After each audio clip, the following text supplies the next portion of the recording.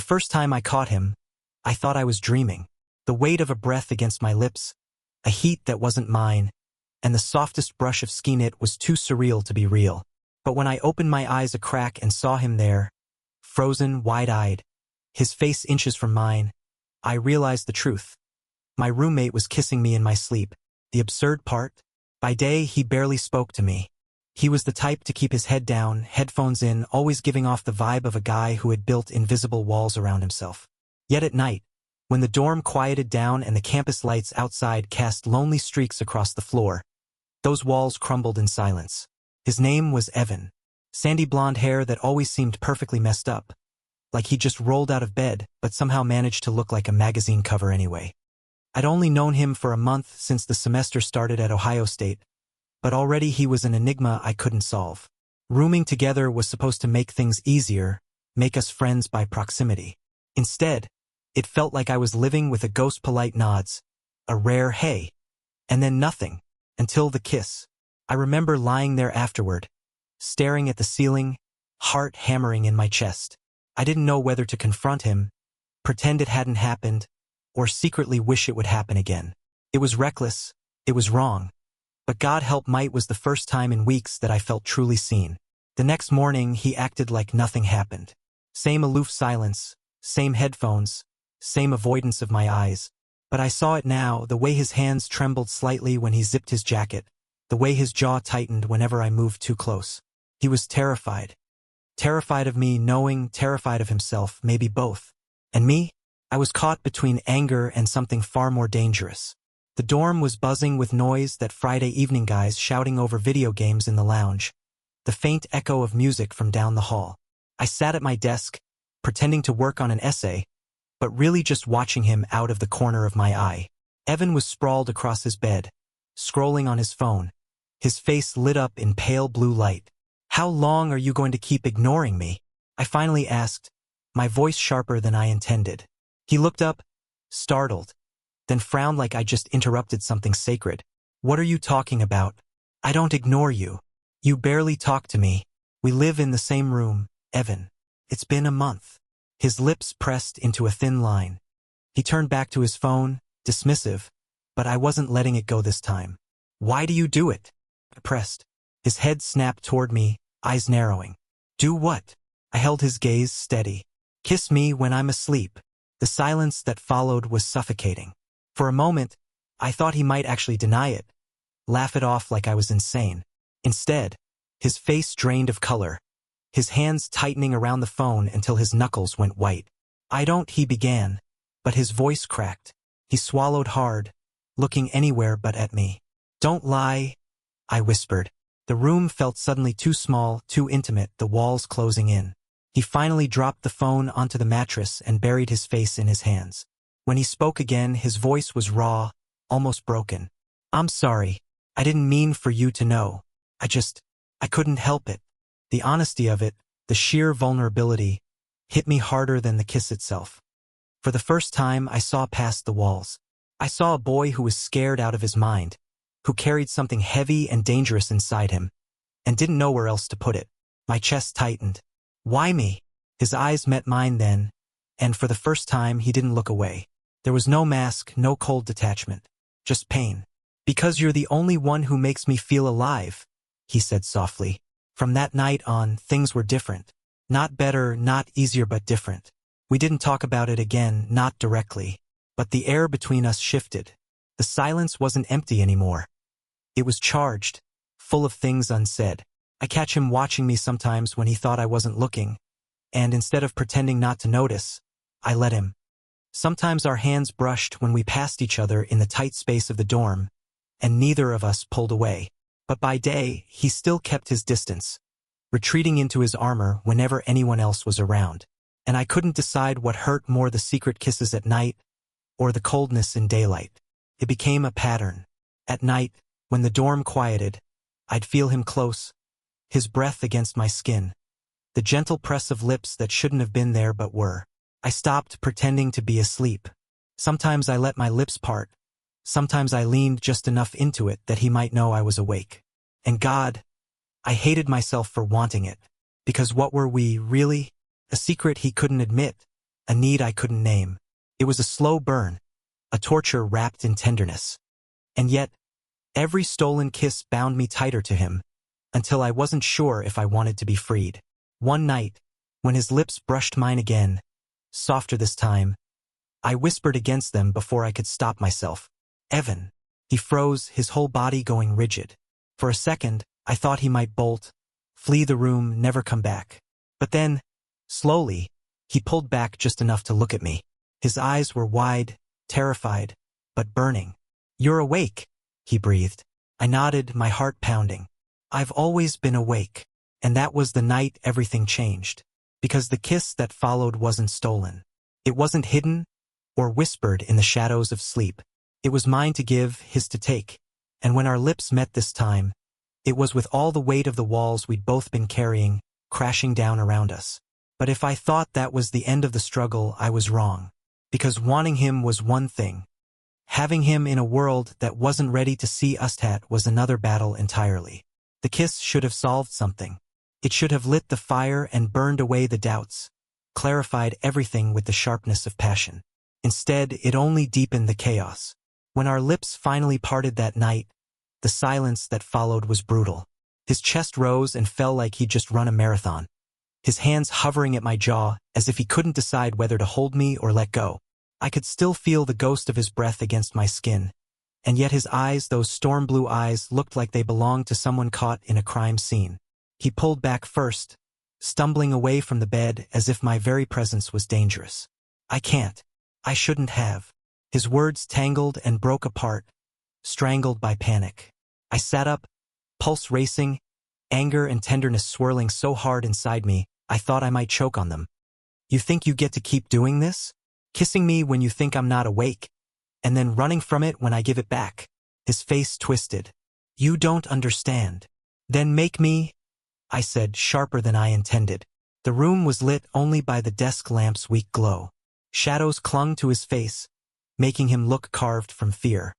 His jaw clenched, and for a long moment, I thought he would stay silent. But then he whispered, "People can't know. Not here. Not with me." I wanted to shout, to demand what he meant. But the crack in his voice stopped me. His fear was too raw, too real. He grabbed his jacket off the chair, yanked the door open, and disappeared into the hallway, leaving me with the smell of his cologne and the sting of unanswered questions. The next few days were hell. He avoided me more than ever, retreating into his silence like it was the only thing keeping him safe. He stayed late at the library, skipped meals, and when he did come back to the dorm, he collapsed into bed without a word. I tried to focus on lectures, on essays, on anything but him, but every time I closed my eyes, I saw the way his lips trembled against mine. And then came the whispers. 2 girls in my psychology class were giggling behind me one morning, their voices low but not low enough. "Did you hear about Evan Price? The quiet guy. What about him? My roommate swears she saw him with some guy off campus last week. Real close. Like, not just friends close." My blood went cold. I didn't turn around, didn't react, but my mind was racing. Evan, off campus. With someone else? Or was it me they'd somehow noticed? My chest tightened. If rumors were already spreading, it explained his panic, his walls. That night, I waited for him. He came in late, looking exhausted, his hoodie pulled low over his face. He froze when he saw me sitting on the edge of my bed. "We need to talk," I said. He dropped his backpack by the desk and shook his head. "Not tonight. Evan." My voice cracked. "You can't keep doing this. You can't keep kissing me like I'm some secret fantasy and then shutting me out like I don't exist." His eyes flashed with something anger, maybe desperation. "You think this is easy for me? You think I don't want to just..." He cut himself off, fists clenching. "I can't. You don't get it." "Then help me get it," I whispered. For a long, excruciating moment he just stood there. And then, slowly, he sank onto his bed, burying his face in his hands. "My dad would kill me," he said finally, his voice so quiet I almost didn't hear. The words hit like a punch. "My dad's old school," he continued. "Small-town sheriff, the kind of guy who thinks being tough means never letting anyone see you weak. If he ever found out, if anyone back home found out, I'd be done. I wouldn't have a family anymore. My heart ached. He wasn't just scared of campus gossip. He was scared of losing everything. I moved closer, sitting on the edge of his bed. He didn't flinch, didn't look up, just kept staring at the floor like it might swallow him. "You don't have to do this alone," I said softly. For the first time, he looked at Miral. I looked. His eyes were glassy, but burning. "But if I let myself have this, have you? What if it all comes crashing down?" I didn't have an answer, not a good one. So instead, I reached for his hand. And this time, he didn't pull away. The next weeks were a blur of contradictions. In public, we were still roommates, polite, distant, invisible to anyone who looked too closely. But behind the locked door of our dorm, we became something else entirely. It started with hands brushing against each other on the desk, lingering longer than they should. Then sitting shoulder to shoulder on the bed, watching a movie on his laptop, our knees pressed together like it was an accident neither of us corrected. And eventually, inevitably, more kisses. Not stolen this time, not hidden behind the veil of sleep. Real ones. Hungry, trembling, desperate kisses that tasted like relief and fear in equal measure. I learned the feel of his hands calloused from years of basketball. Steady when they held mine but shaking when they touched my jaw. I learned the way he whispered my name like it was dangerous, the way he kissed like he was memorizing me. But I also learned his walls weren't gone. Every time I reached for more honesty, more openness shut down. "Not here," he'd say. "Not yet." And though it hurt, I stayed. Because every kiss felt like a promise that maybe, someday, he'd be brave enough to want me in the daylight too. The breaking point came one Saturday night. We were walking back from a late diner run. The campus quiet except for the distant hum of traffic. The November air bit at our skin, and I shoved my hands into my pockets, glancing sideways at him. He looked good in the glow of the streetlight. Hoodie pulled tight, hair messy from the wind. Too good. "Evan," I said softly. He glanced at me, cautious. "Yeah. Do you ever think about what it would be like if we didn't have to hide?" His jaw tightened. Don't what? Don't make me picture something I can't have." The word stung, sharper than I expected. "You think this isn't hard for me too?" He stopped walking, turning to face me, his eyes dark with something I couldn't name. "You don't get it. People like you can be whoever you want. No one's watching you. No one's waiting for you to screw up. But me, I don't get that freedom." I froze. "People like me?" He flinched, realizing what he'd said. But it was too late. The damage was done. We stood there, the cold biting harder now, the silence heavy between us. Finally, I shook my head. "You kiss me like I matter. You hold me like I'm the only thing keeping you alive. But the second the sun comes up, I'm just no one again. Do you have any idea what that feels like?" His lips parted, but no words came out. So I turned and walked ahead, leaving him standing in the streetlight's glow, alone with his silence. That night, he didn't kiss me. For the first time since it all began, I went to sleep without feeling his breath near me, without the heat of his lips ghosting mine. And the emptiness of it was worse than any stolen kiss could ever be. I woke to the sound of rain. It hammered against the dorm window in frantic rhythm, the kind of storm that made the whole building feel like it was shaking. But what unsettled me wasn't the weather, it was the silence between us. Evan's bed was only 6 feet away, but it might as well have been across an ocean. He was awake. I could tell by the way his body shifted under the covers, restless, caught between wanting to speak and being too afraid of the words. I lay there staring at the ceiling, every nerve screaming with the memory of the fight, of the things we'd both said or hadn't said. He was right in one sense. I didn't fully understand his fear. But wasn't love supposed to be braver than fear? Finally, I couldn't take it anymore. "Evan," I said into the darkness. A pause. A deep inhale. "Yeah."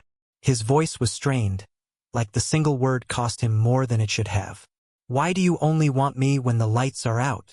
The question hung in the air, raw and naked. He sat up slowly, the mattress creaking under his weight. For a long time, he didn't answer. Then, in a low voice, "Because that's the only time I feel like I can be myself." Something inside me cracked. I sat up too, facing him in the half-light from the storm. "And what am I supposed to be in all this? A secret? A ghost you kiss when no one's watching?" His face twisted, pained. "You're not a secret. You're the only real thing I have. Then prove it, I whispered. The thunder rolled in response, shaking the glass, but he didn't move toward me. He just stared, eyes haunted, like I was asking him for something he wasn't sure he could give. And maybe I was. The tension didn't just stay between us, it started to leak into everything else. In class, I couldn't focus. My friends noticed I was quieter than usual, but I didn't have the energy to explain. At the dining hall, I watched Evan laugh with his basketball teammates, so effortless, so normal, like the boy who kissed me at night didn't exist at all. And maybe that was what broke me. The two versions of him, the one who touched me like I was the air he breathed, and the one who walked past me in daylight like I was invisible, they couldn't both be real. And yet, I was stuck between them, unable to let go of either. One evening, my best friend Jamie cornered me outside the library. She was the kind of girl who could see straight through me, the one person I couldn't lie to. "You've been off lately," she said, crossing her arms. "And don't tell me it's just midterms, because I've seen you stressed before. This is different." I hesitated, then sighed. "It's complicated." Her eyes softened. "Is it about a guy?" I froze. She raised an eyebrow, half smiling. "Thought so." I wanted to deny it, to protect the fragile thing between me and Evan, but the words tumbled out anyway. "It's not just a guy. My roommate." Her smile vanished, replaced by concern. "Evan." The shock on my face must have given me away. She grabbed my arm gently. "Look, you don't have to tell me everything. But whatever's going on, you deserve someone who isn't afraid to be seen with you." Her words hit harder than I expected. Because deep down, wasn't that exactly what I wanted? To be seen? The turning point came sooner than I thought.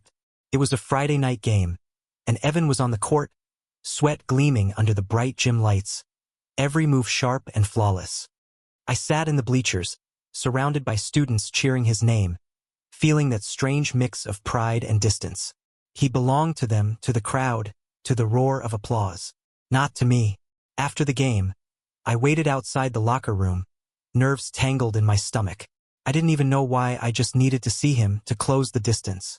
He came out with his teammates, laughing, towels slung around his neck. For a second, our eyes met. My heart leapt, but then one of the guys clapped him on the back. "Hey, Price, you coming to the party?" Evan grinned. "Yeah, I'll be there." And just like that, he walked past me without a word. Not even a glance. Not even a nod. I stood there, frozen, while the crowd swallowed him up. When he finally came back to the dorm, it was past midnight. He smelled faintly of beer and smoke, his hoodie damp from the drizzle outside. I was sitting at my desk, pretending to study, but my anger was simmering too hot to ignore. "You didn't even look at me," I said, my voice low but sharp. He froze mid-step. "What?" "At the game. After. You walked past me like I wasn't even there." His face tightened. "Not here. Not now." "No," I snapped, standing up. "You don't get to shut me down again. You don't get to kiss me like I'm the center of your world at night, and then erase me in the daylight." He flinched. "You don't understand what you're asking me to risk. And you don't understand what you're asking me to sacrifice." I shot back. My voice broke then, softer, aching. "Do you know what it feels like to want someone who's too afraid to want you back in the open?" His eyes burned, but he didn't answer. I shook my head, the lump in my throat too heavy to swallow. Maybe Jamie was right. Maybe I deserve someone who isn't afraid of me. The silence that followed was devastating. And then, without a word, I walked past him, out of the room, out into the rain. I don't know how long I wandered the campus that night. The storm had passed, but the air was still damp, heavy with the smell of wet earth. I ended up at the old stone bridge by the river, leaning against the rail, staring at the water rushing below. I thought about all of it: first kiss, the whispered apologies, the nights we pretended the world didn't exist. And I thought about the future. Could I really live like this? Loving someone who loved me back only in the shadows? My phone buzzed in my pocket. A message. From Evan. "Where are you? Please come back." I stared at the screen, heart twisting. Another buzz followed. "I'm sorry. I don't want to lose you." The third message came after a long pause. "If you give me one more chance, I'll try. I'll try to be brave." My hands shook as I read the words, because for the first time it wasn't an excuse. It wasn't a wall. It was a crack in his armor, a plea for help. and maybe just maybe was enough. When I returned to the dorm, he was pacing the floor, eyes wild with worry. The moment he saw me, he rushed forward, then stopped short, like he wasn't sure if he was allowed to touch me. "I'm sorry," he whispered. "I was scared. I've been scared my whole life. But when you walked away, it felt like the world was ending. I don't want to live like this anymore. Not without you." Something inside me finally gave way. I stepped into his arms, and for once he didn't hold back. He kissed me hard, desperate, like the storm outside had moved inside of us, raging and unstoppable. And in that moment, I knew this wasn't the end. It was only the beginning of something far messier, far scarier, but maybe worth every risk. Secrets don't stay hidden forever. I think we both knew it, even if we never said it out loud. Maybe that's why Evan kept his guard up for so long, because once the truth slipped free, it couldn't be stuffed back in. It happened one chilly December evening. Finals week had turned the dorm into a graveyard of stress. Pizza boxes stacked in hallways, caffeine-fueled zombies hunched over laptops. Evan and I had carved out our own little pocket of peace, huddled together on his bed, the laptop balanced between us as some movie played half-forgotten. His hand brushed mine under the blanket, and for once he didn't pull away. That was the moment the door burst open. "Yo, Price, you coming?" It was one of his teammates, mid-sentence, his voice cracking off into stunned silence when he saw us. The blanket slipped just enough to reveal our joined hands, the closeness we hadn't bothered to hide because we thought we were safe. Time froze. The guy's eyes darted between us, his expression somewhere between shock and confusion. Evan went pale, his body stiffening, his hand ripping away from mine like it had been burned. "Usury, man," the teammate stammered, backing out of the room so fast he nearly tripped over the doorframe. The door slammed shut. Silence roared louder than thunder. Evan was breathing hard, staring at the floor like it might open and swallow him whole. "This is it," he whispered, his voice hollow. "It's over." "Evan," I started, reaching for him, but he shook his head violently. "They'll know. Everyone will know. I can't, God. I can't do this." The old fear had him in its grip again, claws digging deep, and I realized, with a sickening twist, that this was the test. Not the kiss in the dark, not the whispered apologies, not even the storm by the bridge. This moment right here would decide everything. I stood, forcing him to look at me. "You said you'd try to be brave. This is the moment, Evan. Not when it's easy. Now, when it's terrifying." His eyes met mine, glassy and desperate. "If they turn on me, if my dad finds out, then you won't be alone," I said, steady despite the shaking in my chest. "You'll have me." The words hung there, a lifeline thrown across the chasm of his fear. For a long, painful moment, I thought he wouldn't take it. And then, slowly, he did. The fallout came quickly. By morning, whispers had spread across campus. Looks lingered longer in the cafeteria, and conversations hushed when we walked by. His teammates didn't say anything directly, but the distance was obvious, jokes cut short, invitations that never came. It hurt. God, it hurt. Watching him lose the ease he carried with them, seeing his shoulders hunch under the weight of their judgment, it made me want to burn the whole system down. But he didn't crumble. Not this time. Instead, he walked beside me. Not close enough to scream it to the world, but not hiding either.